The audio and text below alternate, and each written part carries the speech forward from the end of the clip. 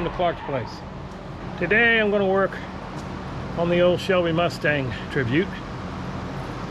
I have it's not a heating problem, it just seems like the temperature gets way up there, especially when I'm going in traffic or going slow. So in working with doing the Dodge's radiator and the fans, I took another look at the Mustang, which of course it's a big 428 Police Interceptor motor, and it has all fans. I've already pulled the radiator out, so I have the radiator over here, which has the 3 fans on it. And what I found, take this out of there, is when this is mounted, you see the way I mounted it, there's holes line up.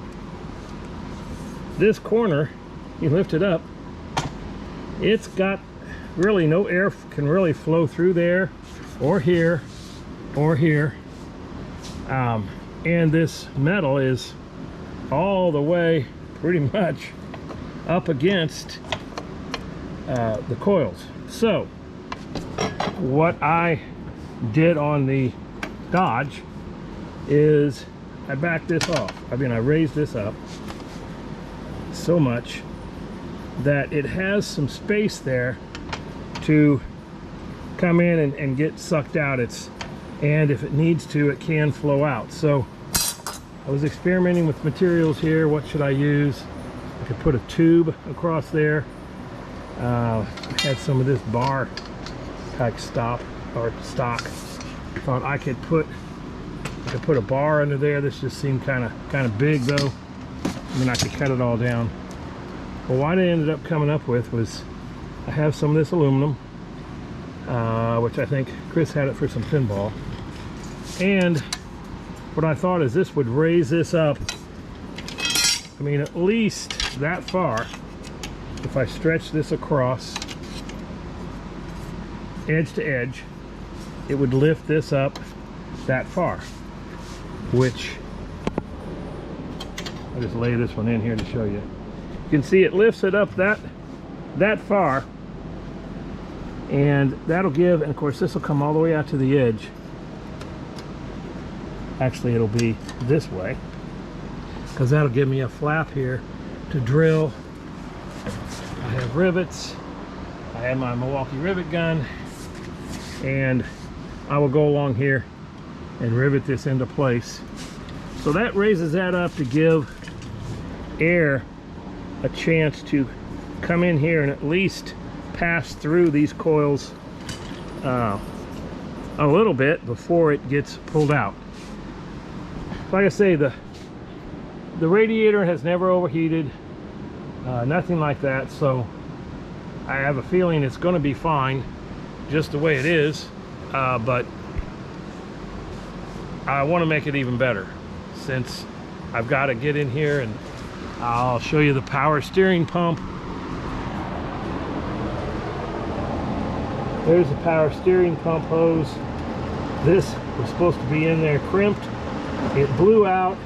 It blew fluid everywhere. I think I've cleaned up most of it, but I'll have to see. And this is the Unisteer. I've got another hose coming, another hose from them, and I'll get this put in there. It's so tight with the radiator and all the controls. So thought, why not go ahead and make this modification while I got it out, since it's a nightmare trying to work in there on the big block. So that's going to be what I do next. Get this thing all riveted, and I'll show after I get it done. I don't have to film the whole thing, but that's my idea. I've already got, I think, all of them cut. Yeah, I got one cut there. Then I have these on the end cut. This one here is for the long one, and I even have a little short one for here, so I can still cut them down even more. So that's what I worked on today, and hopefully I'll have a follow-up here when I get it all done and it's all good. So for now, that'll do it. Okay, what I did here is I clamped the two ends of the L aluminum bracket. I got one rivet on that end. This end, get this drilled out, which you want to put it over. I took the radiator out from under it because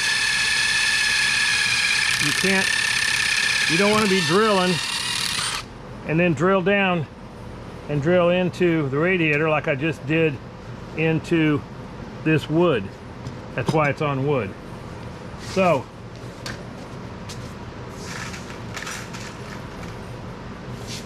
I do it this way. Get your hole drilled,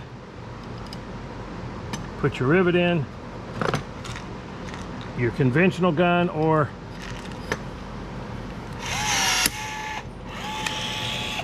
and this just an M12 ends up putting all the slugs, whatever you want to call it, comes off up in here, and then you dump them when you're done. So now that I have those two done, take this off and I can move this around so I can put more rivets in. I'll probably put quite a few in here just so that's on there real good, but I'm gonna do that all the way around, and then it'll be on there. It'll be part of this just like it is now, and the back side of the riveting process.